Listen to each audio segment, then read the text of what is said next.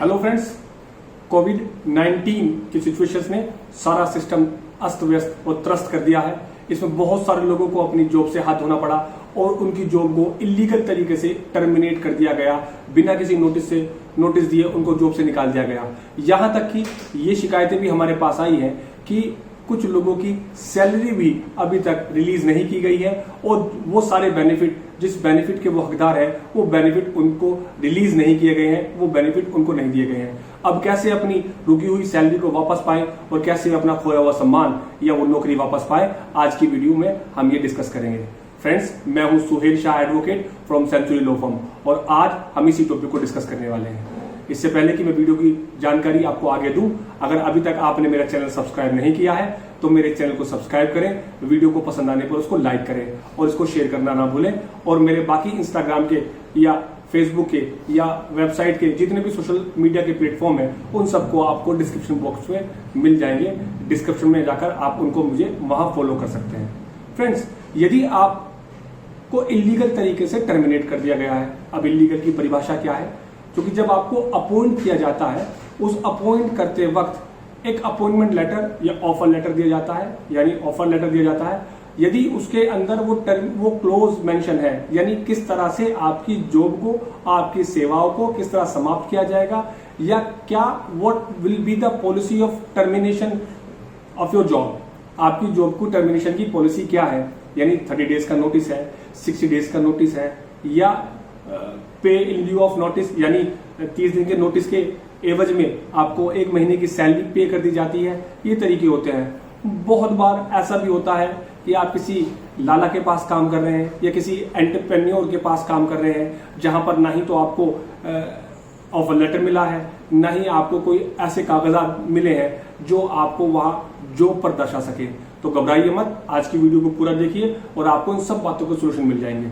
और आपको इलीगल तरीके से टर्मिनेट कर दिया है, अब आपके पास 2 ऑप्शन है। या तो आप उस जॉब को जो आपने खो दी से सम्मान वापस चाहते हैं, वो तरीका भी मैं आज आपको बताने वाला हूं। यदि आपकी कोई सैलरी महीना, 2 महीना, साल भर की सैलरी आपको रोक रखी है तो वो सैलरी को वापस कैसे पाते हैं, वो तरीका भी आज आप इस वीडियो में जानेंगे।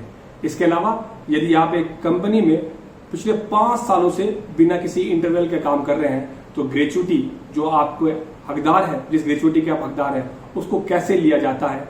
यदि आप जर्नलिज्म में है, पत्रकारिता में है, तो ये टाइम घटकर 5 साल से 3 साल हो जाता है, यानी आपने 3 साल बिना किसी इंटरवल के किसी कंपनी के साथ काम किया है तो आप ग्रेच्युटी के हकदार हो जाते हैं। फ्रेंड्स, मैं पहले की बात करता हूं। यदि मैंने कई बार देखा है कि जब आपको इलीगल तरीके से टर्मिनेट कर दिया जाता है, आपको टर्मिनेट कर दिया जाता है मतलब आपकी जॉब को समाप्त कर दिया जाता है, आपको कंपनी बिना वजह आपको कह देती है कि कल से मत आना, या आपकी सेवा को समाप्त कर दी जाती है। ऐसी स्थिति में मैंने देखा है बहुत सारे लोग पुलिस के पास जाते हैं, पुलिस में कंप्लेंट करते हैं। तो मैं आपको बता दूं, पुलिस एक एप्रोप्रिएट अथॉरिटी नहीं है। जी हाँ, आप इस चीज की कंप्लेंट पुलिस के पास नहीं कर सकते। यदि आप करोगे तो वो एक कागज का टुकड़ा उनके पास होगा और उनकी किसी फाइल में वो दबा रह जाएगा। उनके पास ऐसी कोई अथॉरिटी नहीं है कि वो आपकी जॉब पर या आपके एम्प्लॉयर को या जहां आप काम कर रहे थे उसको इंस्ट्रक्शन दे सके कि इनको दोबारा वापस जॉब पर रखिए। ऐसी कोई अथॉरिटी उनके पास नहीं है। हाँ, एक तरीका आपके पास है जो मैं आज आपको बताने वाला हूँ। दोस्तों, पुलिस पे जाने का कोई फायदा नहीं है, किसी अथॉरिटी के पास नहीं जाना है। यदि आप उस जॉब को वापस चाहते हैं, यदि आप चाहते हैं कि जिस एम्प्लॉयर ने आपको इलीगल तरीके से टर्मिनेट किया है वो वापस चाहते हैं, तो आपको एक सिंपल सादे कागज पर एक एप्लीकेशन लिखनी है, अपने साथ हुई हुई सारी घटना लिखनी है और आपके डिस्ट्रिक्ट में, आपके जिले के अंदर एक लेबर कमिश्नर होते हैं।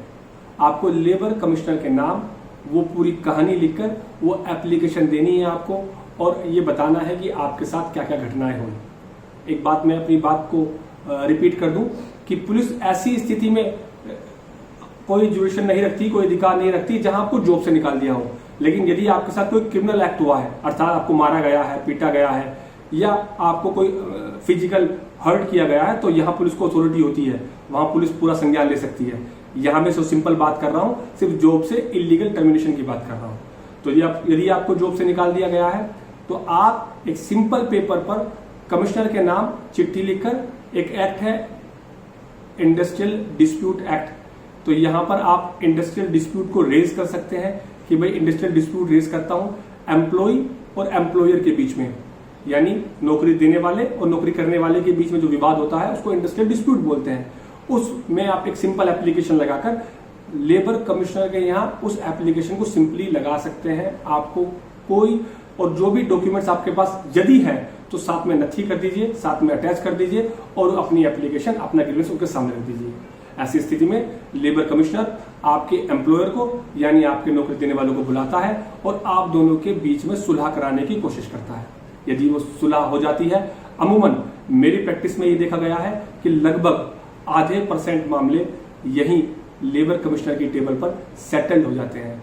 यदि ऐसी स्थिति में सेटल नहीं हो पाते तो लेबर कमिश्नर साहब ऐसे मैटर को कंसर्न लेबर कोर्ट यानी जो भी लेबर कोर्ट होगी वहां रेफर कर देते हैं और वहां बाकी केस चलने के बाद जो भी रिजल्ट आता है उस रिजल्ट के अनुसार फैसला होता है।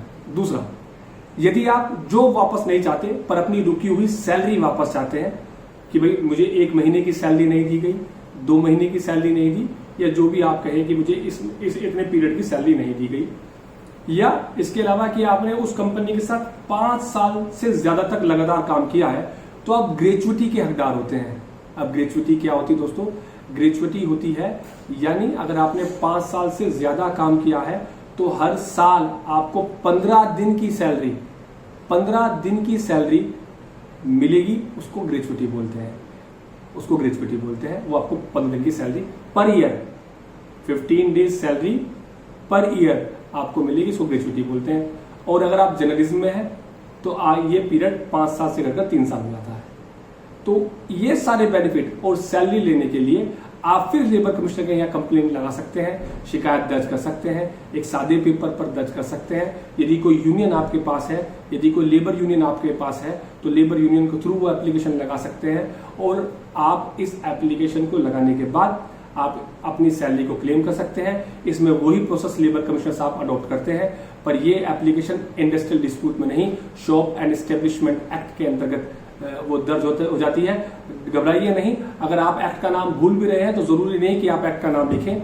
जो विद्वान अधिवक्ता होता है, जो एडवोकेट होता है, उसको एक्ट के नाम पता होते हैं, पर अगर आप एक्ट का नाम नहीं भी लिखोगे तो भी चल जाएगी बात। आपको सिंपल एक एप्लीकेशन लिखनी है लेबर कमिश्नर, लेकिन स्पष्ट रहे कि जब आप लिख रहे हैं तो अपनी पूरी डिटेल आपको लिखनी होती है। कहाँ काम कर रहे थे, कब से काम कर रहे थे, किस पोस्ट पे काम कर रहे थे, कितनी सैलरी मिल रही थी, किस मोड पे सैलरी मिल रही थी और किस डेट से आपको सैलरी नहीं मिली है या किस डेट से आपका इलीगल टर्मिनेशन हुआ है।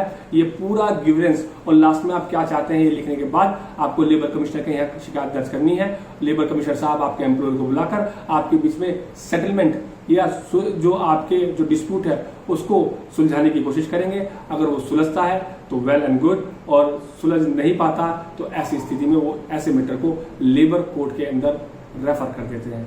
अमूमन लेबर कमिश्नर तक आपको किसी वकील की जरूरत नहीं होती, ये एप्लीकेशन आप खुद ब खुद लगा सकते हैं। लेकिन यदि आप बिजी हैं, व्यस्त हैं, तो ऐसी स्थिति में आप अपना रिप्रेजेंटेटिव अपॉइंट कर सकते हैं। वो रिप्रेजेंटेटिव एक एडवोकेट भी होता है, यानी इसके अंदर वकालतनामा लगाने की जरूरत नहीं होती है। इसके अंदर एक जो एम्प्लॉय होता है वो अपना रिप्रेजेंटेटिव अपॉइंट करता है। लेकिन जब मैटर यदि सफल नहीं हो पाता है लेबर कमिश्नर के पास, तो फिर ऐसे मैटर को जो लेबर कोर्ट होती है वहां रेफर कर दिया जाता है और वहां एविडेंस, गवाह और आपकी दलील सुनने के बाद जो भी अप्रोप्रिएट फैसला है वो दे दिया जाता है। आशा करता हूं आपको ये वीडियो पसंद आई होगी, इसमें दी गई जानकारी आपके लिए यूजफुल रहेगी। इसलिए इस वीडियो को लाइक करें, मेरे चैनल को सब्सक्राइब करें, और यदि आपके मन में कोई सवाल है तो आप मुझे इनबॉक्स या कमेंट बॉक्स में लिख सकते हैं। धन्यवाद।